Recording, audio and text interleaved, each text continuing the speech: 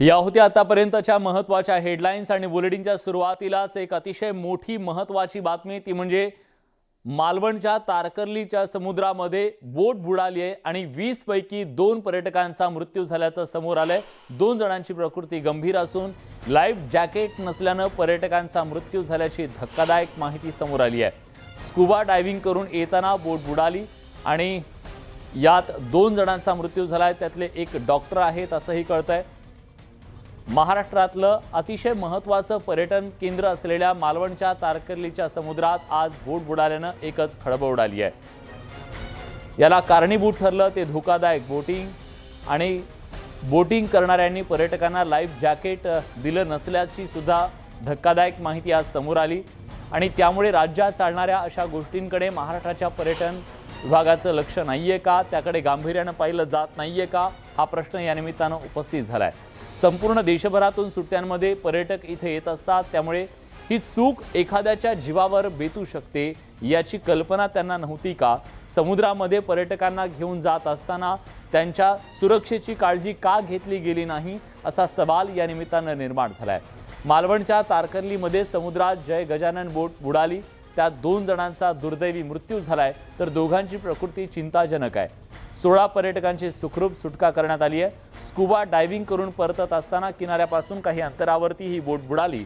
यातील 7 जणांवर ग्रामीण रुग्णालयात उपचार सुरू आहेत तर 11 जणांना प्राथमिक उपचार करून घरी पाठवण्यात आले।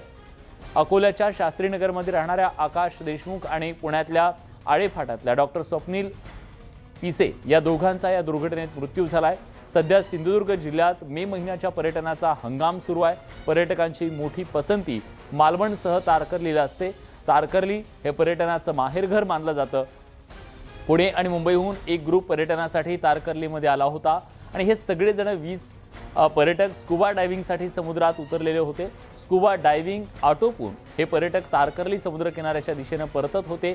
त्याचवेळी आलेल्या सोसाट्याच्या वाऱ्यानं स्कुबा डायव्हिंगची बोट समुद्रात पलटली आणि यामधील सर्व 20 पर्यटक समुद्राच्या पाण्यात कोसळले। बुडणाऱ्या पर्यटकांना समुद्रकिनारी आणण्यात यश आलं, मात्र यातील 2 जणांना वाचवता आलं नाही, त्यांचा दुर्दैवी मृत्यू झालाय तर दोघांची प्रकृती चिंताजनक असल्याचं कळतंय।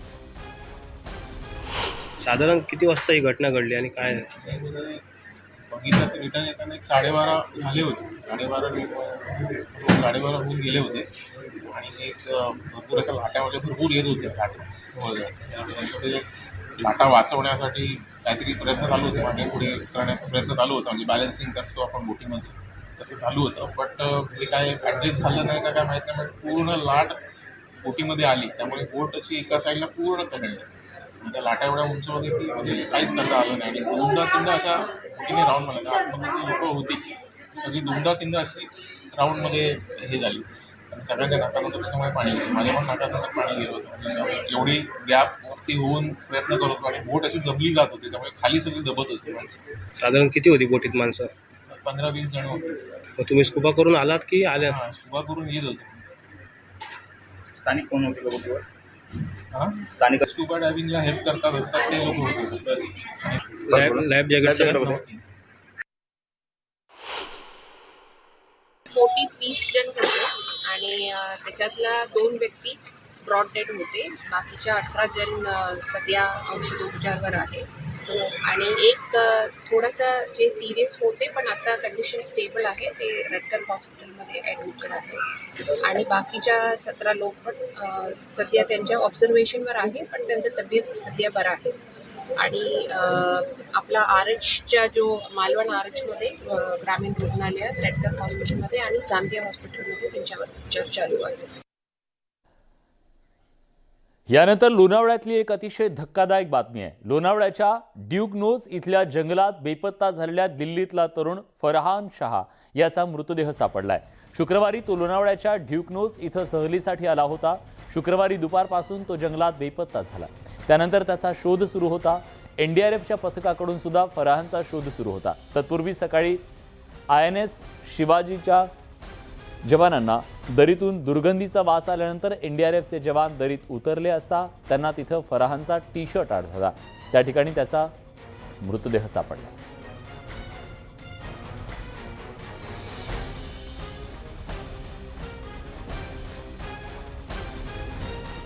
शिवसेनेचे नेते संजय राऊत यांनी राज्यसभेच्या 6व्या जागेसाठी संजय पवार यांचं नाव जाहीर केलंय. त्यानंतर मराठा संघटना आणि संभाजीराजे समर्थक शिवसेनेवरती तीव्र नाराज आहेत. त्यांनी शिवसेनेवर आणि शिवसेनेचे नेते संजय राऊत यांच्यावर जोरदार टीका केली आहे. संभाजीराजे छत्रपतींनी कसं वागावं अशा अनेक अटी ड्राफ्टमध्ये घातलेल्या होत्या असा आरोप संभाजीराजेंच्या समर्थकांनी केला. उद्धव ठाकरे आणि शिवसेनेचे वाचाळवीर संजय राऊत यांनी ड्राफ्ट तयार केल्याचा आरोप त्यांनी केला. उद्धव ठाकरे हे संभाजीराजे छत्रपतींना शिवसेना पुरस्कृत उमेदवार जाहीर करण्यास सकारात्मक होते, मात्र संजय राऊतांनी त्यात खोडा घातल्याचा आरोप त्यांनी केला. शिवसेनेला येत्या निवडणुकीत धडा शिकवण्याचा इशारा यावेळी संभाजीराजे समर्थकांनी दिलाय. शिवसेनेनं शिवशाहूंच्या विचारांशी गद्दारी केल्याचं सुद्धा त्यांनी म्हटलेलं आहे. अजूनही वेळ गेलेली नाहीये, तेव्हा त्यांनी आपली चूक सुधारावी आणि पाठिंबा द्यावा अपक्ष म्हणून अशी मागणी सुद्धा करण्यात आलेली आहे. पण एक गोष्ट स्पष्ट दिसतीये, ती म्हणजे शिवसेना आणि संभाजीराजे समर्थक यांच्यातली दरी वाढत चालली. माझ्या स्वतःच्या कानांनी ऐकलेलं आहे. माननीय मुख्यमंत्री उद्धवजी ठाकरे साहेबांना सर्व गोष्टी मान्य होत्या. माननीय उद्धवजी ठाकरे साहेबांनी पुरस्कृत करणं असेल, त्याचबरोबर जो ड्राफ्ट फायनल करणं असेल याला समर्थता दर्शवली होती. यामध्ये आलेल्या शिष्टमंडळामध्ये त्यांच्यासोबत चर्चा करताना मी देखील स्वतः सहभागी होतो. त्यांनी संभाजीराजेंनी दिलेल्या अटी मान्य आहेत अशा पद्धतीने सांगितलं होतं. या सर्व प्रक्रियेला जर मुख्यमंत्र्यांचा पाठिंबा आहे तर संजय राऊतांनी हे पाप घेतलेलं आहे आणि येणाऱ्या काळात हेच संजय राऊत महाविकास आघाडीचा नाश केल्याशिवाय राहणार नाहीत. प्रियांका चतुर्वेदी असू द्या, ती उर्मिला मातोंडकर असू द्या, अशा लोकांना राज्यसभेवर पाठवायला यांची सहमती आहे. त्यांचं योगदान महाराष्ट्रासाठी किती मोठं आहे हे महाराष्ट्रातल्या जनतेला माहिती आहे. आणि अशा लोकांना पाठवताना यांनी कुठली अट शर्त नाही आहे. पण छत्रपतींच्या वंशजांच्या बाबतीत आम्ही सर्व पद्धतीने आम्ही तुमच्या बरोबर आहोत असं बोलून दगापटका करण्याचं काम या उद्धव ठाकरे सरकारने, शरद पवारांच्या सरकारने केलेलं आहे.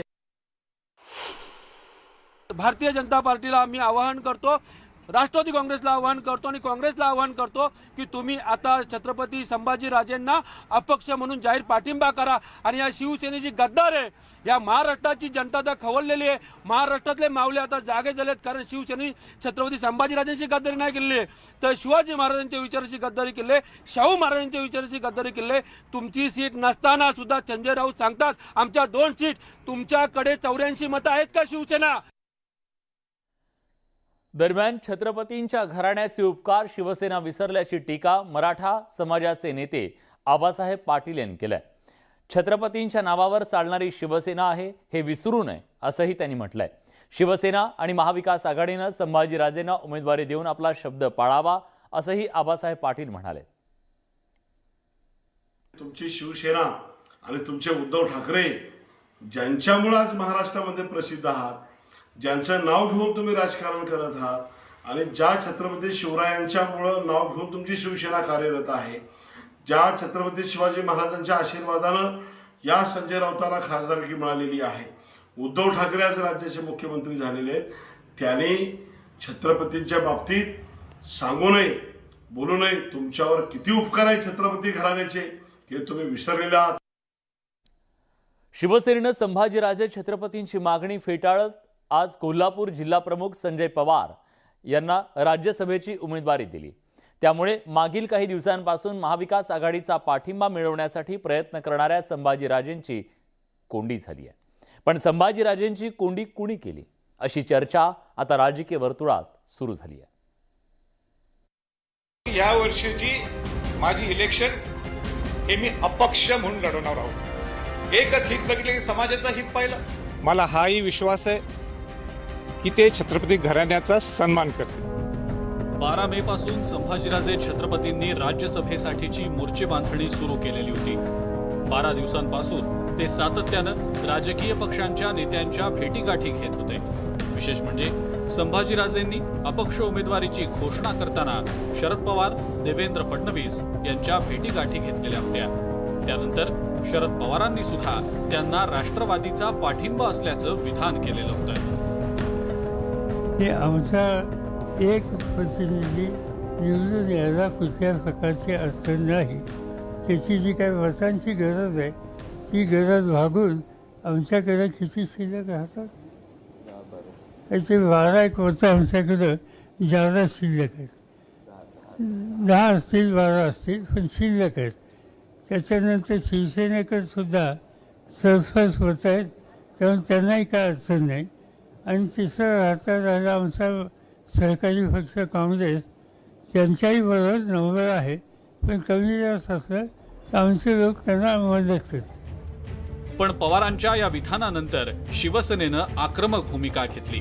6वी जागा शिवसेनेचीच असल्याचं शिवसेनेकडून जाहीर करण्यात आलं. शिवसेनेचंही एक मुद्दा आहे. आमच्या सगळ्यांचं असं म्हणणं आहे, शिवसेना पक्षप्रमुख उद्धवजींचं म्हणणं आहे की 6वी जागा जी आहे ही शिवसेनेची आहे आणि शिवसेनेचा उमेदवार त्या जागेवरून लढेल आणि विजयी. शिवसेनेच्या आक्रमक आणि आग्रही भूमिकेनंतर राष्ट्रवादीचा सूरही बदलला.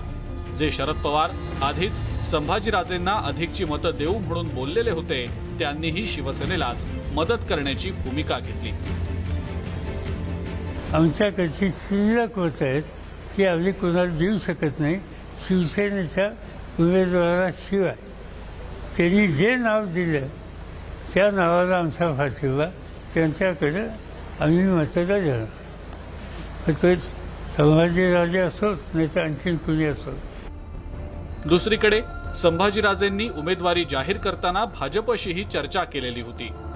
पण भाजपच्या नेत्यांनी सुद्धा महाविकास आघाडीवर टीका करण्याशिवाय राजेंना पाठिंब्याची किंवा मदतीची कुठलीच भूमिका घेतलेली नाही.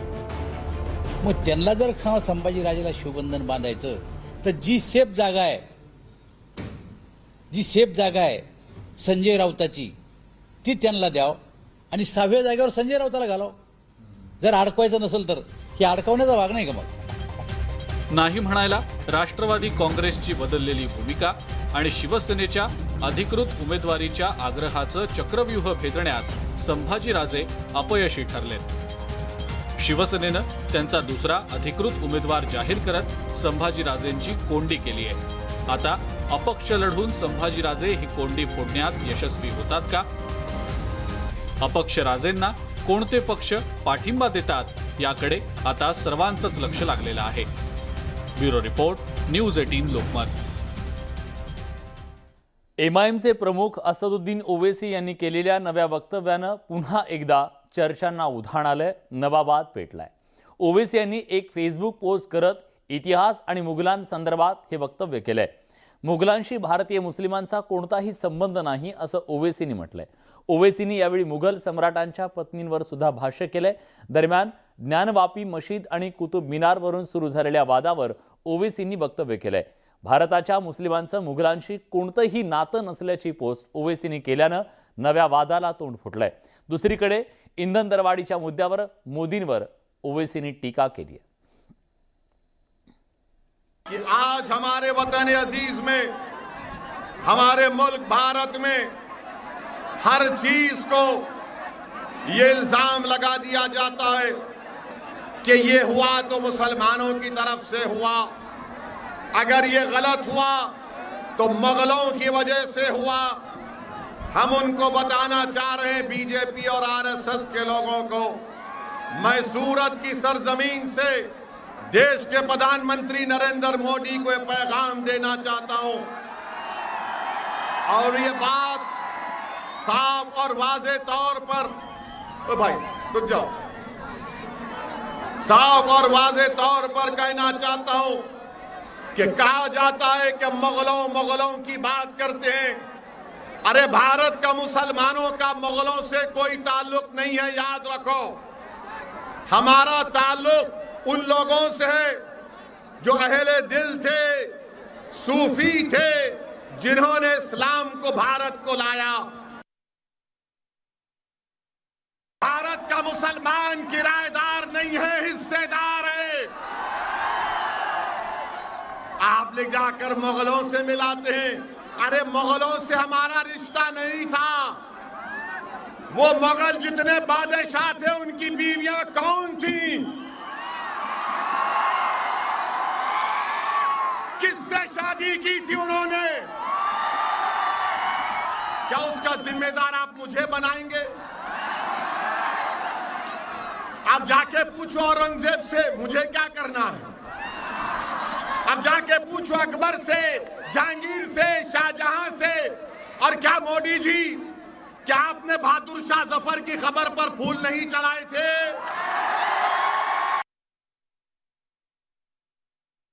क्या यह बात सच नहीं है कि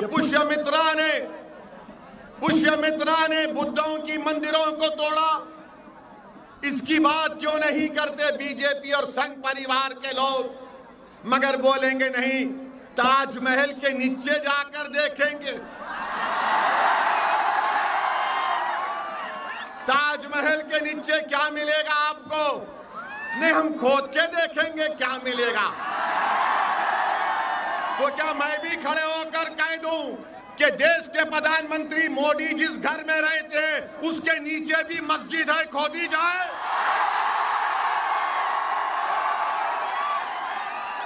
अगर तुम्हारी आस्था है तो मेरी आस्था नहीं है। क्या मोदी की आस्था ओवैसी की आस्था से बढ़कर है या बराबर है? बताओ आप। तेव्हा पुन्हा एकदा नव्या वादाला तोंड. आंध्र प्रदेशच्या कोनासीमा जिल्ह्यात मोठा वाद झाल्याचं समोर आलंय. कोनासीमा जिल्ह्याला डॉक्टर बाबासाहेब आंबेडकर कोनासीमा जिल्हा असं नाव देण्यात आलं. त्यामुळे या जिल्ह्याचे नाव बदलण्यास विरोध झालेल्या असलेल्या संघटनांनी जिल्हाधिकारी कार्यालयावरती आंदोलनासाठी मोर्चा काढला. या आंदोलकांनी सरकारी बस जाळली. केवळ एवढ्यावरच ते थांबले नाही तर जमावानं एका मंत्र्याच्या घराची जाळपोळ करत दगडफेक केली. अमलपुरममध्ये हा प्रकार घडल्याची माहिती आहे. कोनासीमा साधना समितीच्या सदस्यांची आणि पोलिसांची झटापट सुद्धा झाली. परिस्थितीवर नियंत्रण मिळवण्यासाठी कलम 144 लागू करण्यात आलंय. जिल्ह्यातल्या काही युवकांच्या संघटनांनी जिल्ह्याचे नाव कोनासीमा ठेवण्याची मागणी केली आहे.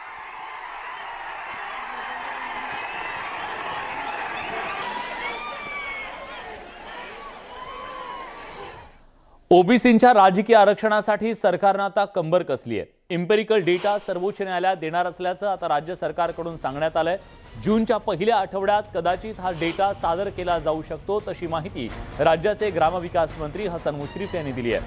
त्यामुळे राज्यातल्या विधानसभा निवडणुका म्हणून ओळखल्या जाणाऱ्या स्थानिक स्वराज्य संस्थांच्या निवडणुकांच्या पूर्वी ओबीसींचं राजकीय आरक्षण पुन्हा प्रस्थापित करण्याच्या दृष्टीने राज्य सरकारनं पाऊल उचलायला सुरुवात केली आहे. सर्वोच्च न्यायालयाच्या निर्णयाच्या नंतर राज्यातलं ओबीसींचं राजकीय आरक्षण हे धोक्यात आलेलं होतं. पण मध्य प्रदेशनं इम्पेरिकल डेटा सुप्रीम कोर्टामध्ये सादर केल्याच्या नंतर त्यांच्या ओबीसींच्या राजकीय आरक्षणाचा मार्ग मोकळा झाला आणि त्याच वाटेवरती आता राज्य सरकार चालत असून राज्यातला इम्पेरिकल डेटा हा लवकरात लवकर सुप्रीम कोर्टात सादर केला जाईल आणि त्यानंतर राज्यातल्या ज्या मिनी विधानसभा निवडणुका म्हणून ओळखल्या जातात त्या स्थानिक स्वराज्य संस्थांच्या निवडणुकांमध्ये ओबीसींना त्यांचं राजकीय आरक्षण बहाल करण्याचा प्रयत्न राज्य सरकारकडून केला जाणार आहे.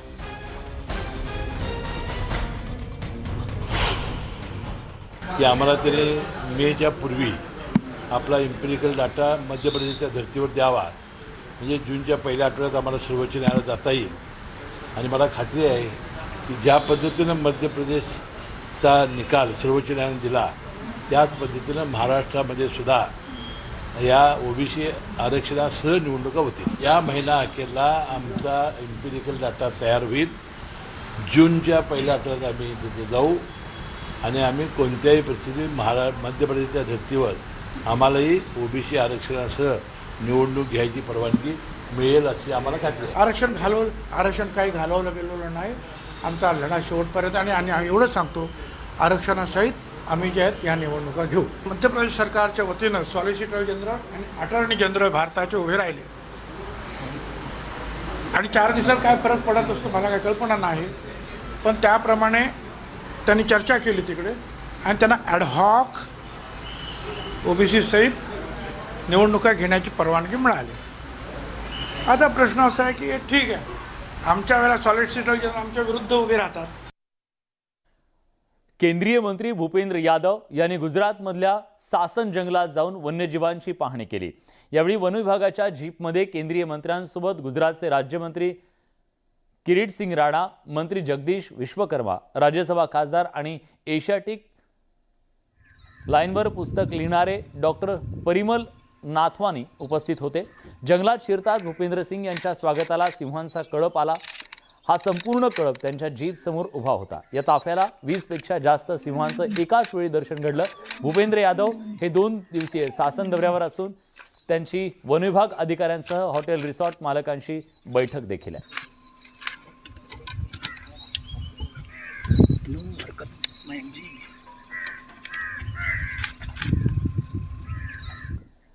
आफ्रिकेतील जमैकन प्राणी संग्रहालयातला एक व्हिडिओ समोर आलाय. एक व्यक्ती प्राणी संग्रहालयाला भेट देण्यासाठी गेल्याचं या व्हिडिओत दिसतंय. या दरम्यान पिंजऱ्यात सिंह पाहिल्यानंतर त्यानं त्याची थट्टा सुरू केली. सिंहाशी मस्करी करणं आणि त्याला मोठी किंमत चुकवावी लागली. ती त्याला आयुष्यभर आता लक्षात राहील. व्हिडिओ अतिशय भयानक आहे. जमैकन प्राणी संग्रहालयाचा हा व्हिडिओ सोशल मीडियावर प्रचंड व्हायरल होतोय.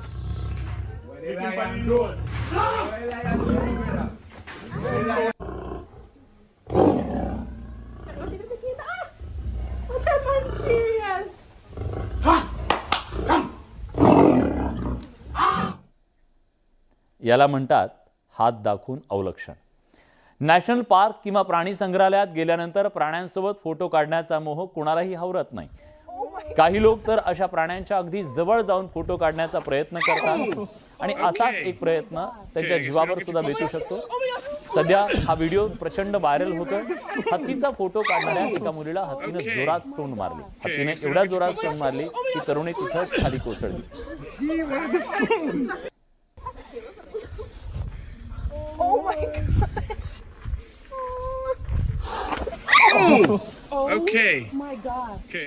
गडचिरोलीच्या सिरोंचा तालुक्यात अचानक चक्रीवादळ आणि अवकाळी पावसाचं आगमन झालं. काही कळायच्या आत चक्रीवादळानं अतिशय रौद्र रूप धारण केलं. जवळपास 20 ते 30 मिनिटं हे चक्रीवादळ सुरू होतं. त्यात अनेक घरांवरचे छप्पर उडाली, रस्त्यावरचे शेड उडाले, मोठ्या प्रमाणात झाडं उन्मळून पडली. एवढंच नाही तर सिरोंचा तालुका मुख्यालयात असलेलं पेट्रोल पंपाचे मोठ्या प्रमाणात नुकसान झालं. अचानक आलेल्या चक्रीवादळानं सिरोंचा तालुक्यातील बहुतांश गावात नुकसान झालंय. ठिकठिकाणी विजेच्या तारांवर मोठमोठे झाडं कोसळली. तालुक्यात बहुतांश भागात त्यामुळे बत्ती गुल झाली आहे.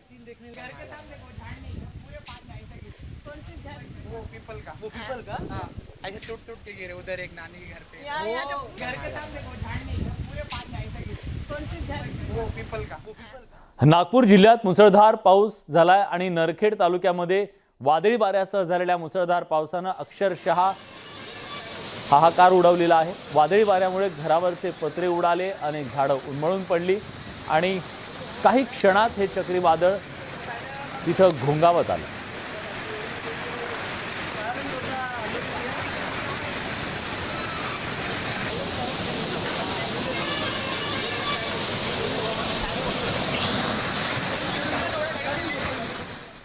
या सगळ्या महत्त्वाच्या घडामोडींसोबत बुलेटिनमध्ये आपण इथेच थांबतोय. ताज्या घडामोडींसाठी बघत रहा न्यूज 18 लोकमत.